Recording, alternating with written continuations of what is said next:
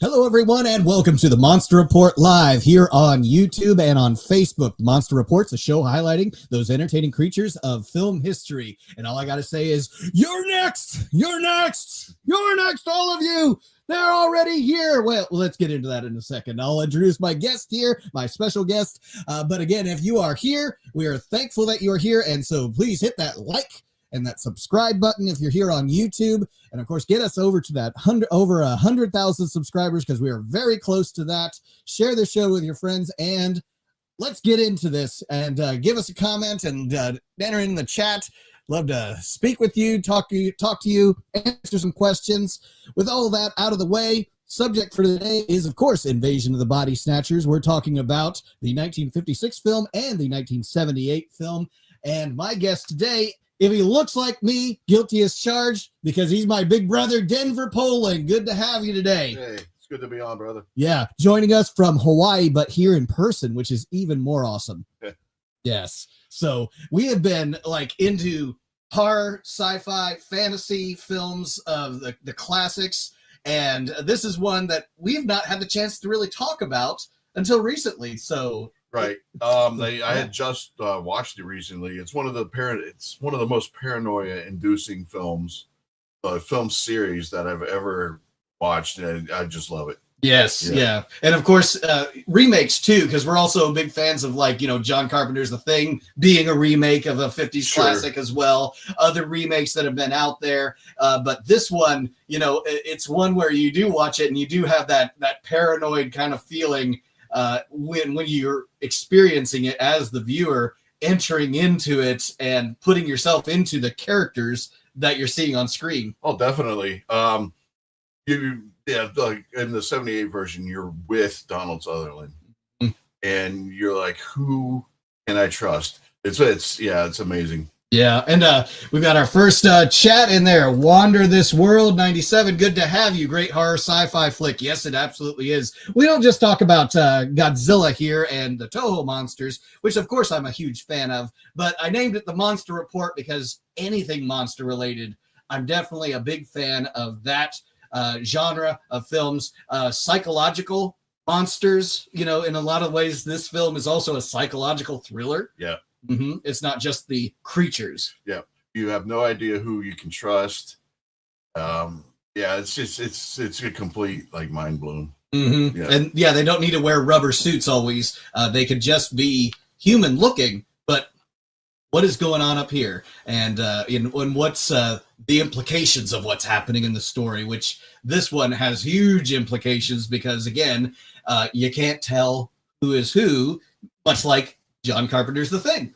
Mm-hmm. Yeah, it's a complete loss of identity. I think people, that's one of the most paranoia inducing things is like you lose your identity. You might look the same, might act the same, but you're not the same. Yeah. And I think that's what brings a lot of people into that. What's very scary about it is because people are just like, I don't know who to trust, but I don't even know if I'm me.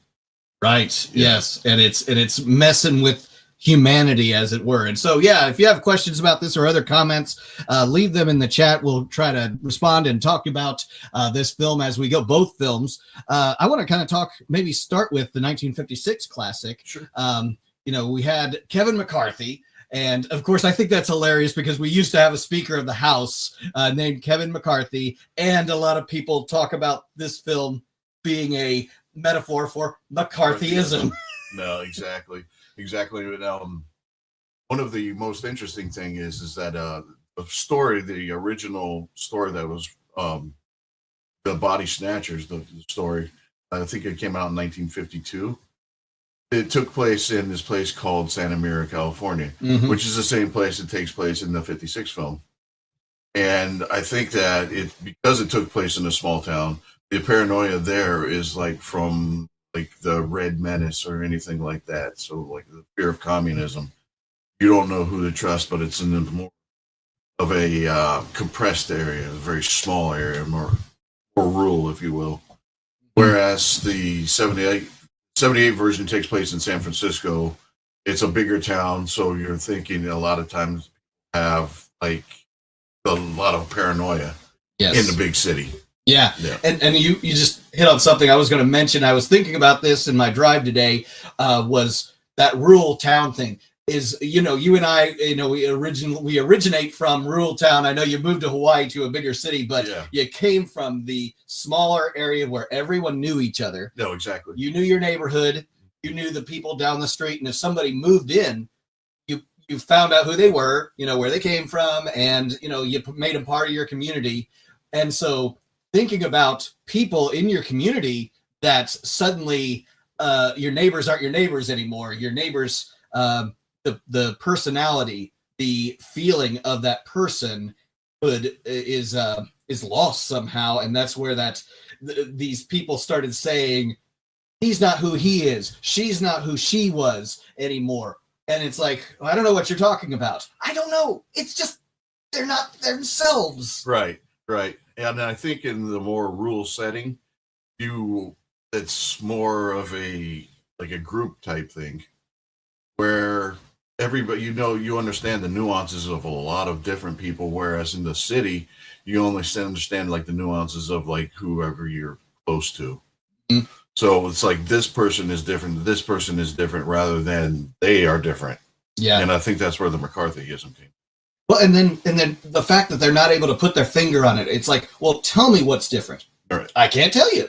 And it might be something like their rate of blinking and just the way they move and the way they, you know, they talk, their eye lines, their movements, things like that are out of place. I get this chat in here. Wander This World 97, thank you again for joining in on the chat. I think this was the first movie he's seen, I'm guessing I watched with Leonard Nimoy outside of Star Trek. Yes. Me too. Yeah. So it was pretty cool to see Mr. Spock outside of his normal blue shirt. That's right. And to see him smile, to see him really emote. Yeah. he could do the Vulcan really well. Yeah, without the logic. Yes, yeah. And him, not only that, but you know, he becomes sort of the antagonist because, spoiler alert if you haven't seen it, he becomes an alien and part of the system that's after our main characters. But yeah, going back to the 56 film, it's small town America, and it's taking place, which is in a place that's so different than what we have now, the 1950s, where everything's kind of based on the family structure. The men work, the women stay at home, you know, some of those things that kind of don't exist anymore. Right. And kind of that idea of the time and place, and how many times they use a real phone. When I show this to young people, sometimes it's like, what are they doing constantly with that rotary thing? Yeah, even in the 78 version, they're using phone booth. Yeah. It's like everything would be different if we had cell phones in the McCarthy era, right? Well, yeah, that's the fun thing about that. Of course, they're going to restaurants too. In that, at the beginning, they're on a train. They're picking someone up from a train. The lead character, Dr. Bennell, who's Kevin McCarthy's character. Everyone's dressed very nicely. They're dressed nicely, even if they're going to the cellar to work. Right. It's that was the 50s. That was your work clothes. You put on the work clothes. I'm going to get my work clothes on and button-down shirt and a tie. No, absolutely. Roll up my sleeves, showing I'm working. If I have my sport coat on, I must be going out in the town. And they're wearing, even at night, they're wearing the bathrobes and things. And it's like, yeah, it's so different than we are now. It's like no one's t-shirt and blue jeans. No. And when you see Kevin McCarthy's character out there trying to escape and getting all muddied up and in the mines and things. And it's just like seeing all of that. I was like, get rid of all, the sport coat and the tie and things, dude. It's like, you're on the run. But it's so different when I see a 1950s classic and show it to my kids now. It's like I kind of have to explain some of the things that it wasn't my time either, but I understood it. Right. Because I grew up without cell phones, the internet. Yeah. So we were way back in the 1950s, back in the 1990s. Exactly. But yeah, so there was that. There was the Red Scare. Interestingly, yeah, the McCarthyism, if everyone's kind of familiar with McCarthyism, but of course being scared of communist infiltration into society. The Russians are coming in to infiltrate and making their political affiliations and bringing down America because of communism. And McCarthy, of course, was going against Hollywood. No, exactly. I was going to bring that up, but you brought it up. Yeah, well, and this is a Hollywood movie, so it's an interesting thought experiment to say which way would Hollywood go? Are they in favor, in a sense, of saying McCarthyism bad, conformity to that system is bad, the heroes are outside of that, or are they trying to say, McCarthy, you're a fool, stop going after our directors and getting them blacklisted? Well, yeah, it's more of a thing. It's like, well, if everybody starts thinking the same way, everybody becomes like the complete. That's what you're gonna get. Yeah, and I think that's what the movie was trying to warn like at the end, where it's like they're coming for you. Yeah. Well, and this film, I didn't realize it until even recently because I've seen it several times. But it originally had a different ending. The ending that they went with was the happy ending. Oh, because they brought in new actors to do the doctor scene where the psychiatrist scene where he meets McCarthy. It's actually a character. It's an actor from the original 1950s, but it was where they were. Oh, and I think bring us back into the street. Sorry, sometimes the camera flicks in and out. I don't know, technology. So it's like it was going to end with him in the highway just saying, you're next, and that was going to be the ending. Mm-hmm. Very anticlimactic and very much a downer, because right, are the aliens going to get away with this scheme and ploy that they've got? And it looks very likely that they could, but the happy ending that they reshot, bringing McCarthy back in to be him arrested and brought in because he's crazy, he's out of his mind, and he's trying to say he's not, and he's giving them the story, laying it all out and telling it in that frame narrative, starting from the end of the story, go back, how do we get to this point? And then now that we're at this point, there was a truck with all these seed pods. I think he might be right. And then let's go after him and put a stop to this thing. Yeah. So that was the ending that we ended up with because the producers, but the 78 film said, no, we're going to end with that. Yeah, let's just end with like one of the greatest endings of any film. Just on a complete downer. It's beautiful. I know. But if we can back up if we go back to the novel. Yeah. So the novel, The Body Snatchers, actually the ending in that, it's more of a environmental type thing where the spores come down, they replace everybody. Then the explanation to the protagonist towards the end, like the only person left, is this is what we do. We come in just like humans. We consume everything, all resources on the planet. Then we die 5 years later, and then we move on. Okay. So it's kind of like an environmental type. Yeah. So was that film? What was it? 1950? 52. 52. Yeah. Was it a Robert Weiss film? I think called Body Snatcher, or am I thinking of a different film? Yeah, you're thinking of a different film because this was the novel. The novel, okay, by Jack Finney. Yeah, there was a film called Body Snatcher, I believe, and I think it was a Robert Weiss film. I could be wrong about a lot of these. I haven't watched all of Robert Weiss's film. Maybe someone in the chat can. Big Robert Weiss fan, though. Yes, I love Robert Weiss. Day of the Earth Stood Still, The Haunting, West Side Story, Star Trek. Yeah, Star Trek motion picture. Love that. But yeah, so, and then going back to the 56 film too, that I know that people put together that allegory or that metaphor, that connection with McCarthyism, and it's easy to do. Though even Kevin McCarthy, in a more recent interview, I was reading up on this, that he said that the novel was written, it's it works, but it wasn't specifically what he was aiming for. The author was aiming for, say, yeah, this is exactly what this is. This is exactly going against what the whole Red Scare was, or going with it, of anti-conformity. It was really just what he felt like was a good fictional novel that would entertain people. Yeah, sure. Yeah. Trying to avoid any, because everyone will have their own thoughts and ideas, trying to put it into what their vision of the movie is. Yeah. And I think that's the mark of good storytelling. A lot of people do that with the Lord of the Rings. Well, this means this. This means this. The ring is this. Frodo is this. And it's like, you could do that, but sometimes the Tolkien said this.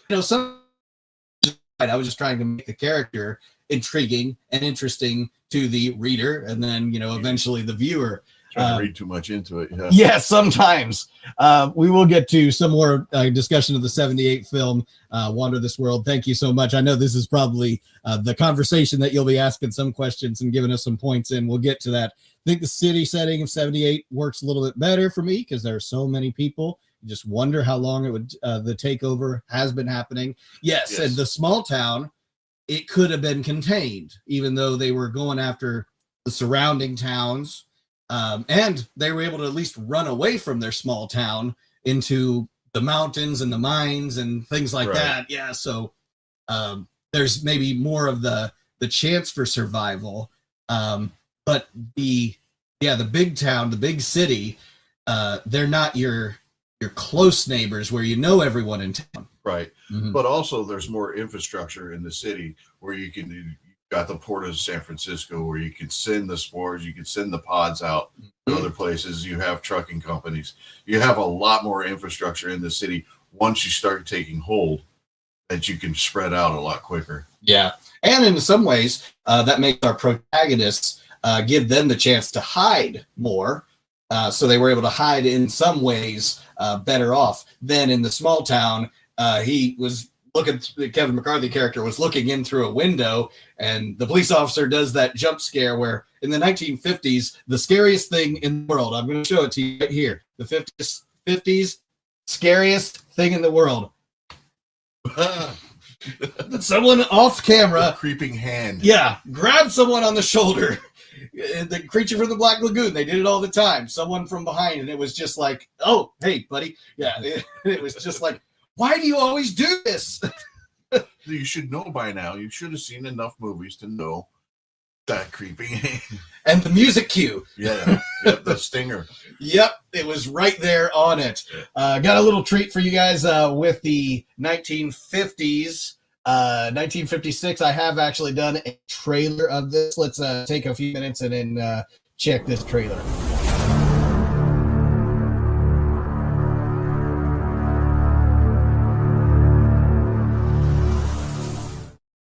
Make them listen to me before it's too late! At first glance, everything looked the same. It wasn't.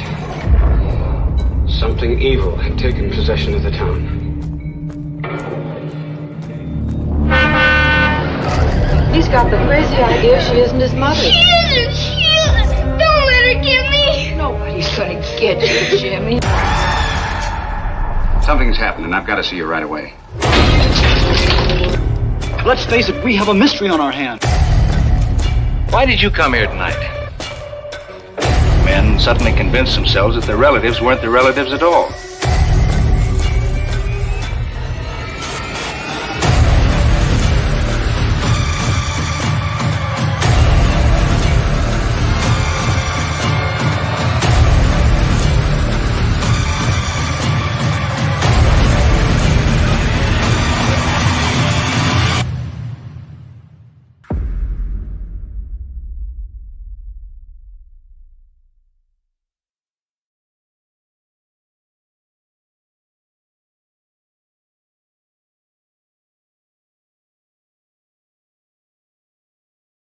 And we are back. All right. So thank you for watching my trailer remake that we have. Thank you, Wander This World, for your comment. I hope you checked out some of the other monster trailers we have because, these films I can't get enough of. And, of course, recutting them for a more modern look, you know. Yeah. No, I was like, wow, what's going to happen?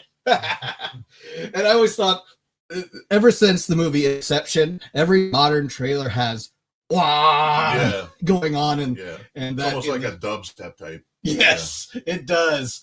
And so that's so true. The 50s and 60s horrors love the hand creeping, off camera, and it's like it's almost a drinking game. It's like, how many times will the hand come from across the room off camera and do that? And it's just like, that horror I know that book that came out in the 50s, the picture book. I don't know if you still have it, but the pictorial history of horror movies. Yes, pictorial history of horror movies. That. But there's like an entire page of just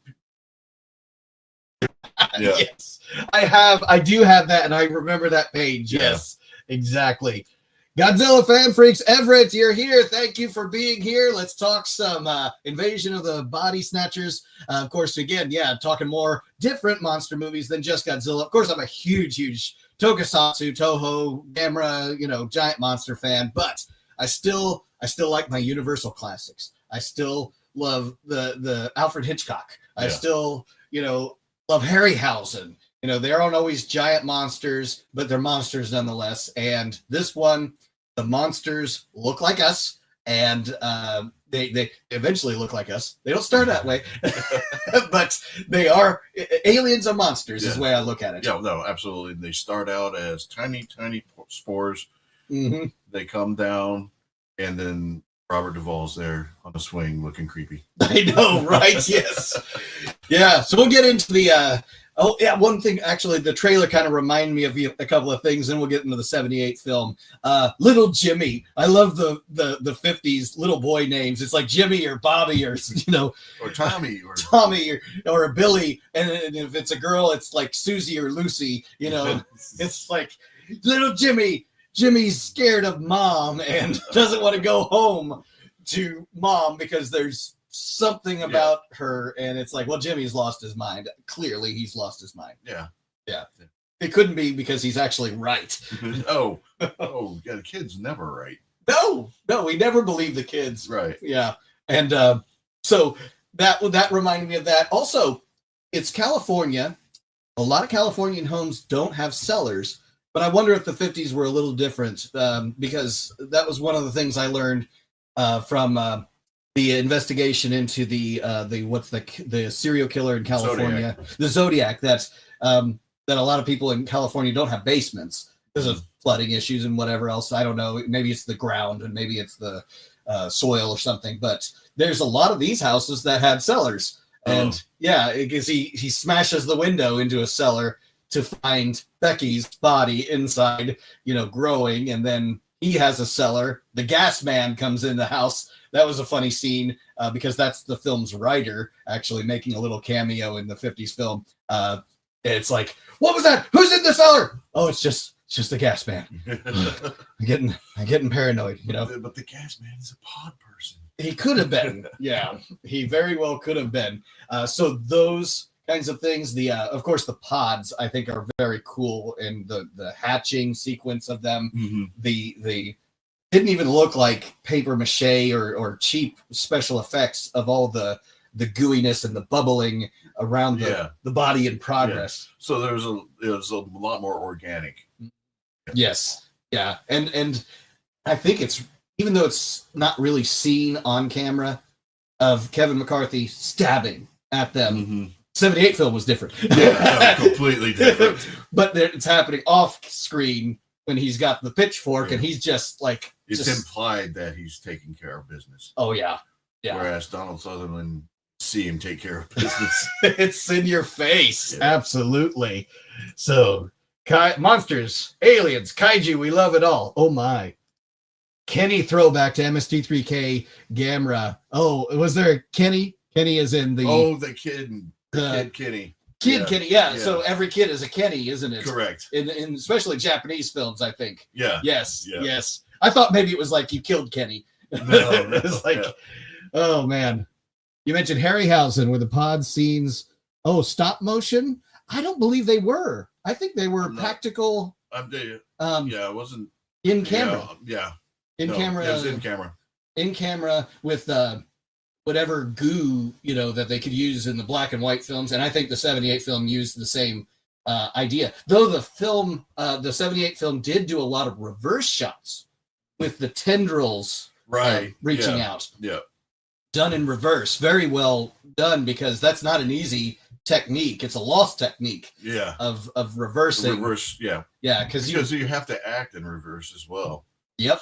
Yeah, and make it look like it's not done in reverse. But yeah, that's a challenge, because there's a lot of things that our eyes are kind of used to seeing, and when those little hairs of the creature reaching to get a sample, kind of that DNA of them, to do their duplicate, that is that effect not easy to do if you weren't. And the thing is, when you look at it, you're seeing that it started off like in Sutherland's arm, them sampling him, and then the camera tilts up and pans left to go away from it. So obviously things were done in sequence so that when it was done in forward anyways, it reaches his hand, and then that's when things are being pulled away from him. Yeah. Yes. So very well. Yeah, reverse camera work. Yes. But yeah, I don't believe it was stop motion. If there's data out there that, or trivia out there that I haven't seen. No, that's actually a great question, because I don't know. Yeah, I don't believe it was, though.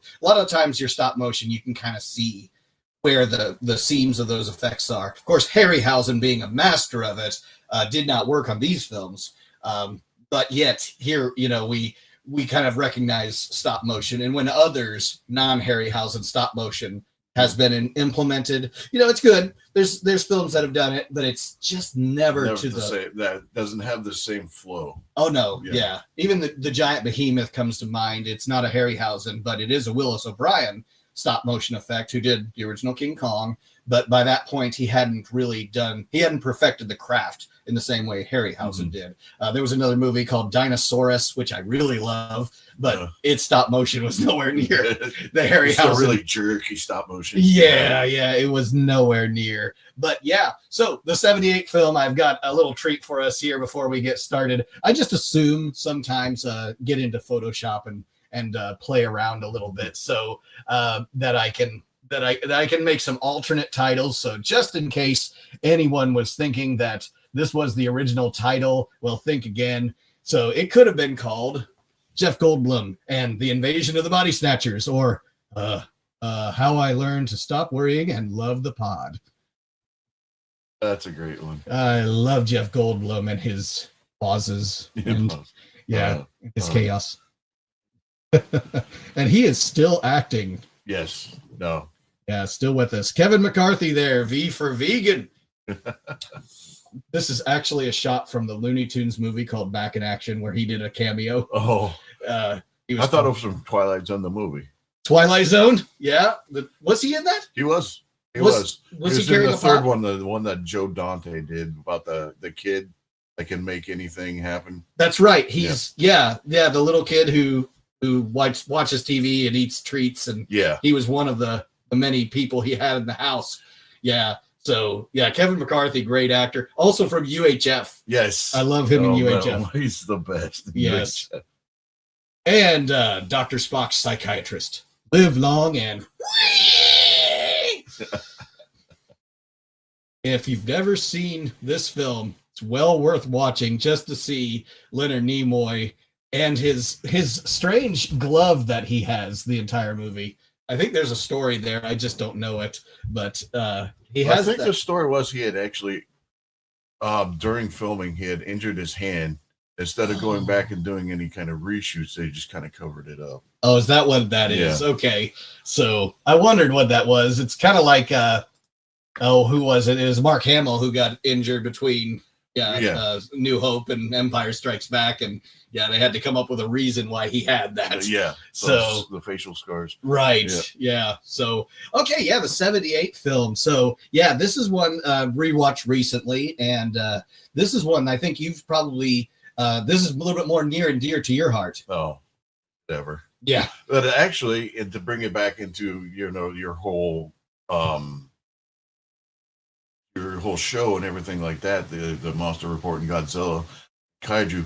The movie I watched before I watched this for the first time was a Godzilla versus Kong. I think it was the 64. Okay. Well, you're talking about the original King Kong versus Godzilla? Yeah. Yes. Okay. Yeah. 62. Yeah. Okay. Okay. So yeah, with and of course the American version with the Universal, open, and even the theme from Creature from the Black Lagoon is in that. Yeah. So did this? Do you pair these movies or? It was like Halloween, and it was on one of the early versions of HBO. So they was just showing monster movies all day. I just so happened to catch the Godzilla one, and then I was like, well, let's watch this Invasion of the Body Snatchers that I've heard so much about. And I was like maybe 7 or 8. Mm-hmm. Freaked me out, man. It definitely was a step up in the horror side of things. Yes. Yeah. Whereas funny, the Kaiju Tokusatsu, the amount of gore and things, you're just not going to get it. But I do find it's funny. Sometimes people do pair certain movies together, and I don't know why, but yet they somehow work. Uh-huh. I don't know why, but yeah, and that could be the movies that you pair together and make your monster movie marathon for the evening. Yes. Yeah, for the weekend. But so you saw this at a younger age, or was this? Oh no, I was like 7. If I was 7, you were probably like a year old. Yeah. Yeah. I wasn't watching it. Yeah, you weren't watching it, but yeah. I was like, I want to watch it because I heard all about it. I mean, kids in the neighborhood talk about it. Snatchers is one of the scariest things I ever seen. I was like, oh, let me watch it. And it was at night. And there near the end, I was doing the whole peeking through the hands. Especially when the guy with the dog body and the human head. I know. Oh man, that scared me the worst. That was the scariest thing in the whole movie. Now it's just funny. But I know. I want an explanation of that, because when it just comes out of nowhere like that, I mean, there was a reference to the original 56 because the dog, there was a dog that ran across the street, almost got hit by a truck. And that's what the female lead basically gave it up that she was a human because she showed emotions. No, watch out. Okay, so yeah, basically, what can we make that's so bizarre that would just, like, a normal human would, like, having a reaction to it? And let's put a human head on a dog body, and let's have Jerry Garcia from the Grateful Dead play banjo. Yes, I remember the banjo, and I'm just like, who's playing that? And Yes. it's just like, it's just there. It's Yes. just happening at the same It time. makes no sense, but makes perfect sense now. Well, yeah. I wonder, was that a face that was a tribute to somebody that they? Earlier in the film, see the guy and the dog when I forget Donald Sutherland's character. I forget what his name is. Yeah, Benel. Benel. And he's going to his workplace, whatever like that. There's a homeless man out there with the dog. That's okay. Yeah. So they did some sort of mutation. Right. So the dog and the guy were always like together. So I guess they fell asleep next to each other, and then the odd person kind of took DNA or whatever like that from the both of them. And it's one of the scariest things that, like, I can remember from my childhood and watching the Amityville Horror when I was like, oh my goodness, the Amityville. Yes. They really knew the eeriness in the 70s, late 70s, early 80s, especially. And they knew their gore, of course, with the Walking Dead and the Living Dead movies, Dawn of the Dead and the Night of the Living Dead and all this. We should talk about those sometime as well. Yeah, yeah, definitely. Lola's in the chat. Lola's Denver's daughter. She's not too far off because she's actually in the room with us. So good to have you again, Lola. Yeah, all the way from Hawaii and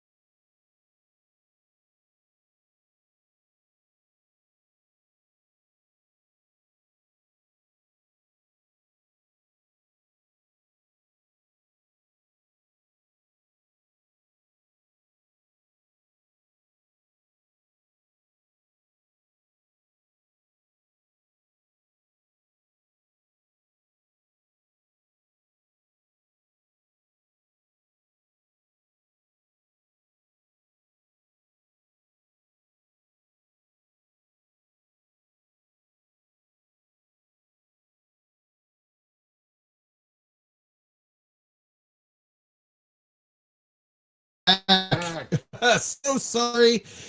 Yes, Wander this world. It's not you, it's us. So we are back. Of modern technology. I know. And then Hey, yes, just a shout out in the chat. Just type 1 if you're still with us. I appreciate it. If you stuck with us through this, yes, Wander this world, we are back. So because I have a wonderful wife upstairs, she was able to reboot our router. Live in the country where the internet is just like it's a real commodity to even have, and if it was working, that's just a bonus. Yeah. Anyways, thanking my wife to get us back up and running, and thank you again for sticking with us. Just let us know that you're still with us too, and leaving a like. Eventually we'll get this internet thing worked out. Of course, the snowstorm's probably going to knock it out again. So, probably. Yeah. Anyways, so yeah, we were talking about the 78 film. We were talking about the crazy, shock value of that dog. Yes. The dog I still have nightmares about. Oh my. That and the ending is Talk about the ending, what we found out about the actors in that ending, where we get the iconic Donald Sutherland right here face. Tell us about that story. So they never told Veronica Cartwright, plays the wife of Jeff Goldblum's character. Terrible with names, but so they never told her that it was going to be one of the pod people. So she's just going along, she's acting whatever like that. So her genuine reaction from seeing him go to it's like it's a genuine reaction from her, and they did it to her in the next year in Alien too. They didn't tell her about the chest burst in it. Oh, she's gonna get covered in blood and all this, and it's beat up on Veronica Cartwright. No, absolutely. In the 70s. Yep. Yeah, you barely can get away with some of these things now, but she stuck with acting. She was in several movies, The Right Stuff, and was also directed by the same Philip Kaufman, who directed this. She was in some X-Files episodes, I remember. She was in Flight of the Navigator. There are others that I'm just blanking on, but she's a trooper. Yeah.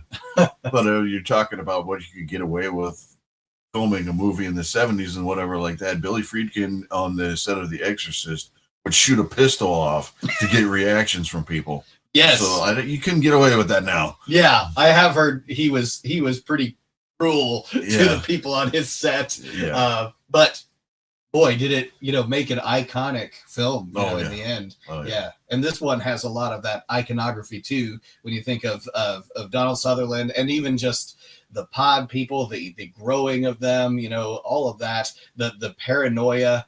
Donald Sutherland with his curls. Yes. Well, they wanted to, they liked the look of Philip Kaufman, the director. He liked the look of that Donald Sutherland had in the movie Don't Look Now. He had the perm, so they kind of brought the perm back. Wow. And you could only get away with that in 1978, because why else would you get a big head of curly hair?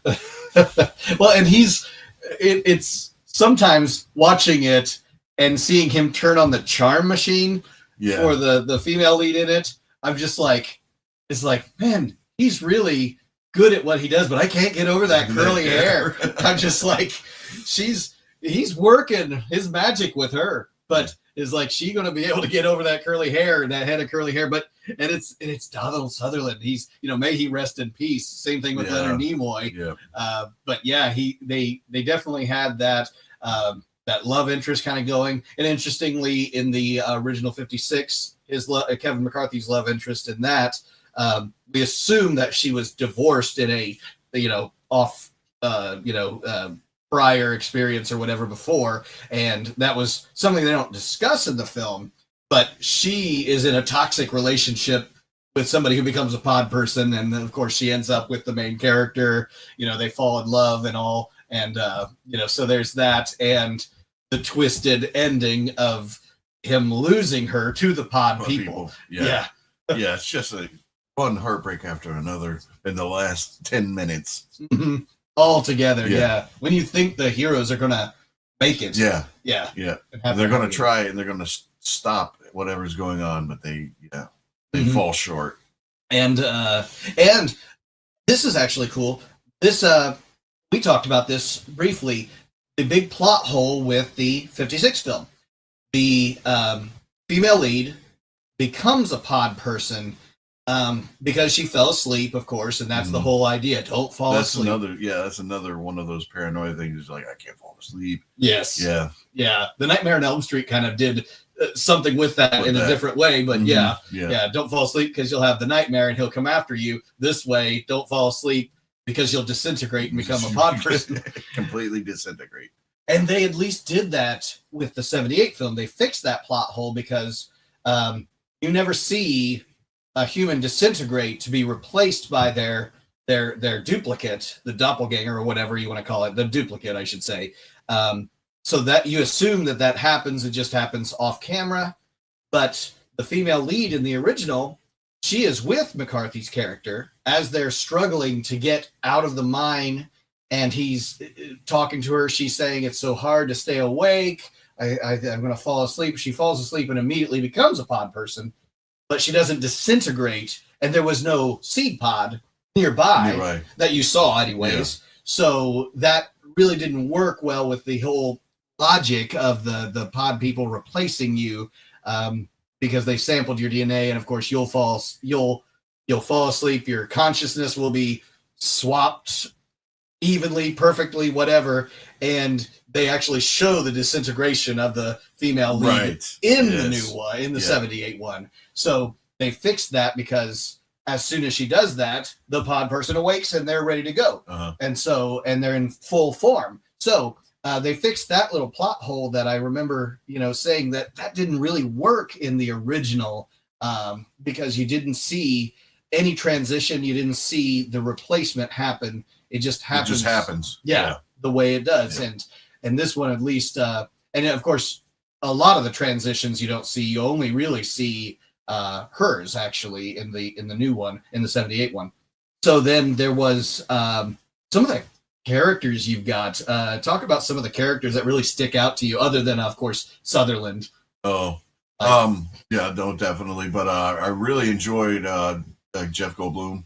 In that movie, and Leonard Nimoy, just great. I love the Kevin McCarthy cameo. Oh, that's right. Yes. So he says the same thing. It's like nobody's believing that poor man, and then he goes around the corner and he gets killed. Yes. And the pod people just stare, and it's just no emotion. Yep. Nothing. Yep. Yeah, and Jeff Goldblum's character, a very young Jeff Goldblum. A very young Jeff Goldblum. I don't think he did much before that. I think he did like Death Wish. Yeah. Before maybe, that, yeah. Not much. And his character, it's really interesting to see his acting style, where it started and where it went as he grew older. And, and of course got the role in The Fly, which is, a real gross out film. But you can see the suave coming out in The Fly. He becomes more suave and suave as he goes on in his later film career. And I think, he's one of those suave actors that we have. And, I know. I love Jeff Goldblum. Oh, I know, yeah. And he really perfected his signature style, his cadence, if you will. It's so original and iconic that he's been able to keep that up. But yeah, Goldblum's character, Leonard Nimoy, very surprising role, in my opinion, for him. But he's still the analytical doctor type. Yes, he's like, well, think about what you're thinking. Yeah, think about what you're doing now. Think of what's different. I think it's you, and he's gaslighting everybody. Yes. Yeah. Well, and but to see him as a celebrity, because he is all about the me. Yes. And that's so he's different. Yeah. He built the type of a cult of personality around himself. Yes, yeah. And he's almost got this following. Everyone in San Francisco knows him. Right. And, but then, that twist of when he gets in the car and it's like, we've got to get him because, he's built the trust with Sutherland's character. And then you just immediately let the audience down. It's like, oh no, we can't count on this guy. He's a pod person. So it makes you wonder how long he was the pod person. Was he the pod person when we were first introduced to him? it happened later. That why that when Donald Sutherland goes in to rescue his coworker, the lady, whatever like that everybody, all the police that show up and whatever like that, will believe anything that Nimoy says. Is like, okay, just go ahead and take him then. Yes. Yeah. So it makes you wonder how long he was a pod person. And you're right about the gaslighting, because he's always trying to get them to, in a sense, sorry, I'm just bringing this a little closer here, stabilize their emotions. And the whole idea of becoming a pod person is that they are devoid of the emotions. Of any emotion, yeah. Mm-hmm. That's the whole, and I think that's what scares like people when you're watching the movie. Is like, what would it be when there's, everybody looks the same. They go about their day, whatever like that, but there's absolutely nothing behind it. There's like no soul. How scary would that be? Mm-hmm. And especially like your loved ones or whatever like that. Yeah. And then the people trying to blend in. Yes. They're humans, but they know they can survive by suppressing their emotions. Suppressing emotions and whatever like that. But how long can you do that? And who do you trust to like let those emotions out? Yeah. Yeah, they really picked up on that and explained it better in the 78 film. They kind of touch on that when McCarthy and the Becky character leave after they almost became pod people. In that one, he gives them a good shot of like the instead of killing them, he gives them a shot of tranquilizer, in the back end, and then they escape out, but they pretend like they don't have their emotions. And then they get caught because she screams about the dog. But they get an idea of it, but it's really not explained. This one, Veronica Cartwright's character, of course, she's like, I know we can beat them. And they have that suspicion. We're surrounded by these people. How is it that you got in here? And she's like, I know how to beat him. You just don't show emotion. Mm-hmm. I straightforward, walk without any kind of, looking around, just be emotionless just be a complete conformist. Yes. Yeah. And you can blend in. And of course they tried that and it just didn't work. But yeah, they explained that well. There was a 2007 film called The Invasion, actually, which is somewhat of a remake. I say, somewhat because these films did it better. Mm-hmm. But Nicole Kidman, Daniel Craig are in that, and they do have that idea of don't show the emotion and you can blend in. Right. And there was another one in between 78 and the film that you're talking about called Body Snatchers, which I think came out in like the 90s. I want to say like maybe 94, 95. Could have been, yeah. Took place on a military base, so you have that whole military industrial complex thing going on with that one. But I really don't. I remember watching it way back when it first came out, but I couldn't tell you what the plot was about. Yeah, was it even aliens or was it a medical experiment or a military experiment? I don't even remember. Maybe someone in the chat can tell us if they've seen that film. And there was another Donald Sutherland film called The Puppet Masters, I remember. Yes, The Puppet Masters. Yeah. Very similar. Similar. Yeah, not exact, but similar. With that whole idea of conformity and alien takeover. Though I think they used your bodies rather than replace them in that film. That they actually latched on almost like a face hugger, but it was on like the back of your neck or something, and they took control of you rather. So yeah, there's Donald Sutherland, no stranger to the alien invasions. A lot of great films he was in. Oh yeah. Oh man, he did such a great career.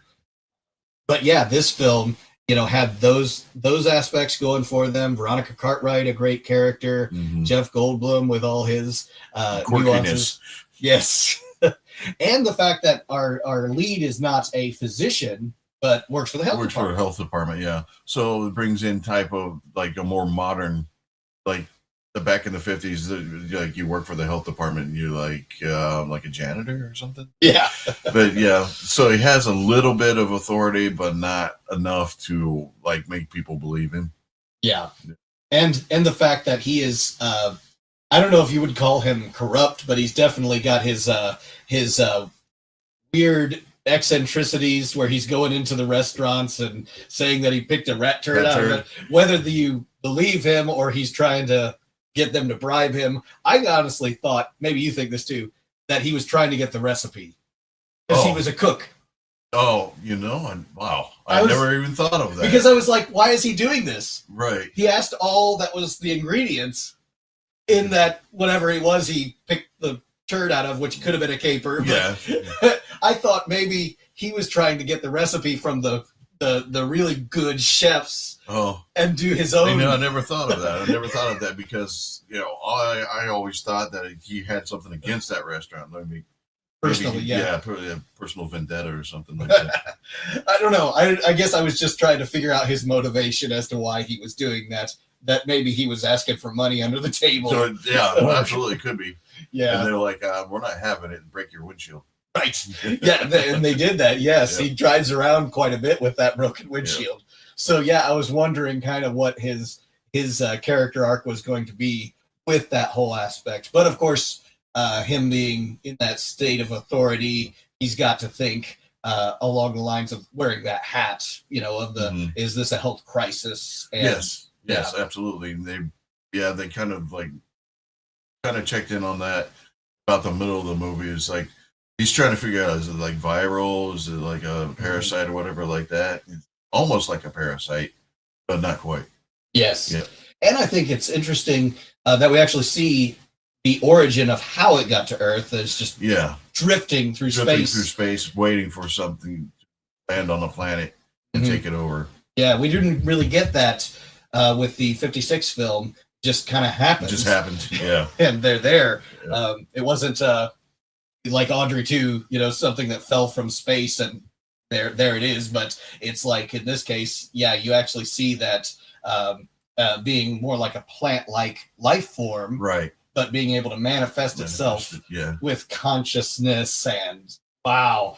And then that brings up the moral question. I was thinking of this because I also think of the we put our college hats on sometimes, psychology and the idea that is that existence that the aliens have for some people, that a better existence for them. This is my devil advocate because I don't believe it. Yeah, that's a better existence. It could be a better existence for somebody who has like a very difficult life. Yeah, I was thinking, maybe they just want to be devoid of emotion completely and connection. And now you don't with the new world order of the pod people, whatever like that. You have no more hate. You have no more racism. You have everybody. You have no more war. Basically, is it a better world? Yeah, it's again the questions we ask ourselves. The only war that there is between the humans and the pod people. Right. But then it becomes what is the cost of that? McCarthy says it really well in the 56 is that he loves Becky, and when he wakes up, will he still love her? And it's like that doesn't mean anything to them. So that those words, that feeling, it's not even part of their existence. So of course that's why he makes the very easy decision not to accept it, but to rebel and escape it. Yep. And I think that that they're dealing with that a bit in the 78 film. Not that they want to jump in and dive in, but that even the creatures, the alien creatures, the pod people, are trying to convince you to accept it. It's saying just jump in. Just roll with it. Just roll with it. And you'll never be scared again. Never be angry. You'll never feel love, which is like one of the greatest emotions. Right. Yeah. Yeah. And that was the straw that broke the camel's back, is like you may not have all these anxieties and difficult emotions, but you also have the good emotions either. Yes. Yeah. So then you question, well, then what is life all about? Just merely existing. Yeah. And then it's like, okay, well that breaks it too, because it's like, I'm not just going to exist just to exist. Mm-hmm. In fact, the whole idea there is that all they do to procreate is just replace other life forms, and they just go from planet to planet, replacing other life forms. Everything. Yeah, whatever they can. And it's interesting that they even didn't go more for the animal kingdom, except for the dog. The dog just happened to be there. Yes, and all blended together in some way. But that they didn't go after animals; they went after humanity, because humans, of course, being the dominant species and has created the infrastructure, everything. Right. I was about to say, it's like we have the infrastructure to spread it. a lot quicker than in the animal kingdom. That's right. Yep. And you don't know who, because they've got the memories too of the person that they have replaced. So of course they're going to be able to speak the language without issue. But also Nimoy's character, I thought, was interesting when he starts explaining that origin. That's that's what they do. That they just move from planet to planet in this sort of way, and actually visually seeing it, I thought that seeing the flowering going on, the tendrils or the vines coming out of the leaf, that starts blossoming into the pods of this movie. I thought, seeing that actually starting from the microscopic to the macro was a really cool way of visually demonstrating what was happening. And one more thing to add about the entire movie was the soundtrack. The soundtrack was fantastic. There's none in the end credits, though. I think they meant to do that. Yeah. And I think that's one of the things that makes the ending so fantastic and abrupt. Yes. It's just like nothing. But then, in a sense, there is no emotion, so there's no need for music. So maybe that's kind of the idea. Yeah. Yeah, but then everything else is trying to get you scared. It's trying to bring out those emotions with the music. Yeah. But then when we finally get to the point where it's over for humanity, in a sense, there wouldn't be emotion, so therefore there wouldn't be any music. And it's interesting how many times that they hear music, that they hear things happening in the background, that it's like there must be something to that. There must be intelligence still and humanity still if I'm hearing music, because the pod people wouldn't want to listen to music. They even took out the news media, which I thought that was interesting. Yes. Jeff Goldblum tuning in on an old stereo, the old stereos we grew up with that were nice. The big cabinet stereos, yeah. Everything was either wood grain or this silver kind of look to it. And you weren't tuning in the TV station. He was tuning in the literal radio and trying to, find any kind of news. Right. And he couldn't. And that brings out some emotions too, because that's like the War of the Worlds idea. If I'm not getting any news, there's something going on. Yeah. It must be bad. Yeah, but there's no reason for news because nobody cares. That's right. Just conform. Yep. Is there other films that this kind of reminds you of, that's out there, that idea of the conformity or the being taken over kind of idea? Obviously, The Thing we talked about. Yeah, definitely. To an extent, there's a movie called The Faculty. Oh, yes, I do remember The Faculty. Yeah. And then The Puppet Masters. Yeah. Kind of like that. I was thinking They Live. They Live? Yeah. It's kind of like that. Similar. But not, in a similar vein. Invaders from Mars. Yes. Yeah. And that's a good one, too. Yeah. As a kid, I remember watching that because the main Toby Hooper movie. Toby Hooper, yep. And I remember I hope we're still online. Let us know again if you're. Every once in a while, my camera does that. I don't know why. Anyways, you get Sutherland if we're still there. I hope so. But yeah, there's other films that have done this, but I think this one really drove it home, that paranoid idea, because in some of those other films, you still might have a safe place to go and a safe group of people that you can ally yourself with, whereas this one, it's so I don't know how deep this goes. I don't know how many people have joined the cults, if you will, of the pod people. So yeah, there's always that. And yeah, after it, don't you kind of feel that internally, that paranoia? Yeah, you feel it too. You feel what everybody else is feeling in the movie until there's nobody left except Veronica Carter. Yeah. So, Wander This World, thank you for chiming in there. Yep, I also like the 1993 Body Snatchers. So, yeah, let us know, kind of what that is about, if it's experimental or alien invasion. We just don't know. But, yeah, there's been some that have done that. I remember another one, Screamers. Screamers. I didn't even, Yeah, where they were replaced by the artificial life of the underground creatures that were created. So yeah, I think of that. I also think of the Borg from Star Trek. Yeah, Assimilation. Yeah. The Crazies. Oh, I haven't seen the Crazies. George Romero. I have not seen that. Okay. It's kind of like a zombie movie, but it's more of an environmental thing that gets it started.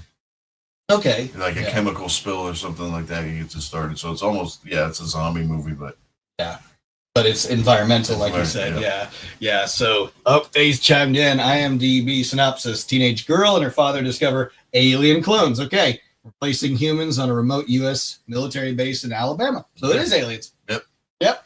So, it's like even the zombie movies. The origin story is either it's something from space, it's something that's a disease infection that creates the zombieism, or is it an act of God sometimes? Yeah. And I wonder sometimes which ones they're going to choose going into it. In some ways, they just don't explain it with even a theory. It just is happening. So then I just chalk it up to an act of God or whatever or the devil, it's a curse in a sense. Or a possession or something like that. Right. Yeah. A supernatural. Yes. Yeah, almost the Dracula kind of thing. And even Dracula, sometimes he's turning them into vampires because of the what's in his blood transforming someone into a vampire. Right. Yeah. It's almost like a virus type thing. Yes. Yeah. And so it's either viral or it's like mythological. Yeah, magic almost. Yeah. In this one, you're kind of looking at it like the paranoia of the viral kind of idea is this almost to be treated like a disease, like we went through the pandemic, and it's like who's got the disease, who's not, but this is one that you're not going to get over, right? Because once you have it for life. You're either in or out.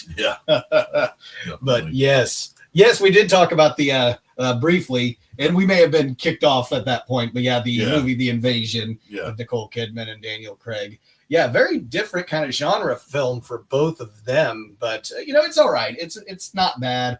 Oh, the series V, yes. Mm-hmm. Yep. I forgot about V. But it's a great series. Mm-hmm. Yep. Yes, I do remember V actually, and there's so many that have kind of taken that idea. So we'll wrap up with some final thoughts actually here shortly about both films, what we love about them, maybe what could be changed, or even some trivia, things that we've looked up that is kind of unique and interesting. I'll start with one thing is the cameos. You mentioned Kevin McCarthy in the 78 film, but Don Siegel. The director of the 56 film is the cab driver towards the end of the 78 film, who is a pod person. Going to turn him in. Yep, he's on the CB, and he's bringing the two in. And I think they have Condition H human. I would imagine,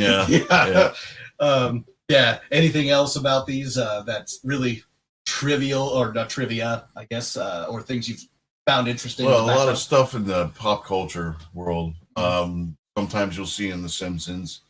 They'll have every once in a while they'll bring something in from it. Some of the it's almost a meme. Yes, that people know exactly what it is. They talk about the pod people and whatever like that as comic trope. Yeah. No, absolutely. And I know there was a Looney Tunes, like I said, Back in Action is where I got that image from of Kevin McCarthy kind of poking fun of himself. But Looney Tunes also did a Invasion of the Bunny Snatchers. Oh yeah. It was like a small movie, animated movie that was kind of along the same lines of the Body Snatchers, and there's others I'm just blanking on, but they've used those tropes in a comedic sort of way at times too. Whenever you see MST3K did that in the with the pods actually, where they just started appearing everywhere and the scream, and the pointing and screaming. I don't know if that's obviously the alien sort of way of doing things, and I assume that it's like their alarm, like when somebody was found out to be a spy against the Nazi party, they would either blow the whistle, or they would yell alarm or whatever, trying to get that person taken in. In a lot of the spy movies or whatever, when they're trying to infiltrate Germany during World War II, I've always thought of it kind of like that. They've been caught, they've been found out, and then the scream gets let go. And but And what else was it about these films? Obviously, talked about the background of that scene at the end where Veronica Cartwright wasn't given. Yeah. Yeah. I think there was something else about these films that. Oh, and I did see. Yeah, the Kevin McCarthy. Really enjoyed actually the next film. He never really felt like my film's superior, the film I was in, or anything. He really had a lot of respect for what they were doing. It's almost an homage. First film. Yeah, kind of a love letter. Great, no, exactly. And that's why they had the cameos. Yes, and even Don Siegel, because he did want the anticlimactic, the downer ending, the dystopian ending. Yeah, so he felt like Philip Kaufman did the ending he wanted to have with that, and even the whole "you're next" kind of trope that was in there. Yes, became. Kind of like the little girl in Poltergeist. They're here, right? It's trailer, fodder, if you will.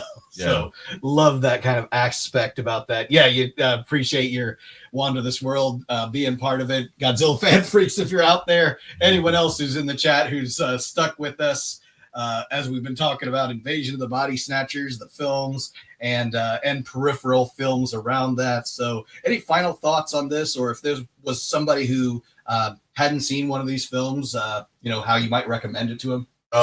If you enjoy horror, first you have to be a horror fan. You like being scared. But if you enjoy like visceral or like almost like body horror type thing, it's a perfect. And if you just like being scared, you can watch the 56 version and it's still scary. Yes. Yep. Without the graphic violence. Without the graphic, it's still you're still like looking over your shoulder type thing. Yeah. Yep. Yeah, I really enjoy both films, and I find myself watching probably more of the 56 black and white film. I am curious if they actually ever colorized this film at all, but still works really well with the black and white. Oh, yeah. Yeah, some films kind of just need to stay. Yeah, that way. You couldn't imagine it in any other way. Yeah. Yeah, and even people like Harryhausen has been against colorizing some of his films, but then he saw some of the colorization techniques that they were using in more modern times, and that's why he allowed some things like 20 Million Miles to Earth being colorized. But some of these films just really, like this one especially, with the nighttime scenes, just really work well in black and white. A lot of shadow. Yes, a lot of shadow work. But, I mean, could you imagine watching, like, Young Frankenstein in color? No, it wouldn't work. No, especially not. Yeah, those films are so time capsule. And that one is trying to be a time capsule, even though it was built, put out during the time when they had color, but they chose to go with the idea that it could belong in the 1940s with the original Frankenstein. And this film just really brings you back to, and like we've talked about, like the Twilight Zone being in black and white, that the original episodes just work well in. Yes. A lot of shadow work in those. It's marvelous. Oh yeah, absolutely. And even in modern times, if you're a Godzilla fan out there, they recolorized into monochrome Godzilla -1 into minus color, so that we could have a version that looks like it's a time capsule of the 1940s in that case. But yeah. Oh, and need to revisit the 50s version. Been too long. Yeah, it's definitely worth a rewatch. Yeah. And even now, if you remember it, kind of watching it on VHS or on broadcast cable, seeing it remastered in DVD and Blu-ray looks really good. No. And seeing it in widescreen. Yeah, I didn't see it in widescreen, but yeah, it's actually it was shot in widescreen, even though a lot of films during that time used the 4:3 aspect ratio. Yeah. It advertised as a different kind of something vision. I forget what that was. Spectrovision, something like that, or Panavision. Yeah, it was something to that effect, but it was technically not by the standards, but it was still in widescreen, which really sets it apart from some of the other films that have that aspect ratio. Sometimes that works well to see it in that aspect 4:3, but this one just looks really good in the widescreen. And but yeah, I definitely highly recommend it. And seeing some of the interviews that they've done along the sides of that, the commentary is actually really good on the 1950s version if you get the chance to listen to that. And yeah, there's so much about these films that I love. And I don't watch often because, again, that paranoia after you're done watching it. Maybe I'll put this on the shelf for a little while. Exactly. But in the watch the 56 version, you can also pick out the scenes that they used in Gremlins. Oh, yes. Yes, yeah. Definitely. Yeah, the Gremlins. There's so many, what do you want to call it? Homages in Gremlins. Yeah. And I always wondered about Gremlins. It's like, what audience was this built for? It's not a kid's movie, but it's very kind of it aims towards the kids. It has like toys already built into it. Yes. Yeah. But some of the things that the Gremlins do are not kid friendly. No. Of course, I watched some of these films as a kid too. We were big fans of Alien and Aliens growing up, and some of these 80s classics, pre CGI, especially practical effects all the way. Yep. Wonderful effects that you get from some of these classics. So yeah, let us know actually in any of the comments or send us a message through the Monster Report. You can find us on Facebook, X, and on Instagram. Let us know if there's a film you'd like us to review again. Denver won't be a stranger to this because of course I can bring him on the live stream from Hawaii and we could talk about monster movies all day long. and all day. We love this stuff. Yeah. And so, if there's a request out there for something that's, it could be Toho giant monsters, it could be non-giant monsters, horror, action, anything with monsters, the sky's the limit. But let us know if there's something you'd like us to review in the Monster Report Live going forward. Thank you so much, Denver, for the time that you've given us and the bringing us your kind of background with this and your knowledge of it, and I think just the perspective especially. I just love talking movies with you, man. Oh yeah, we love movies, and it's a good escape from just the kind of craziness of the world that we live in.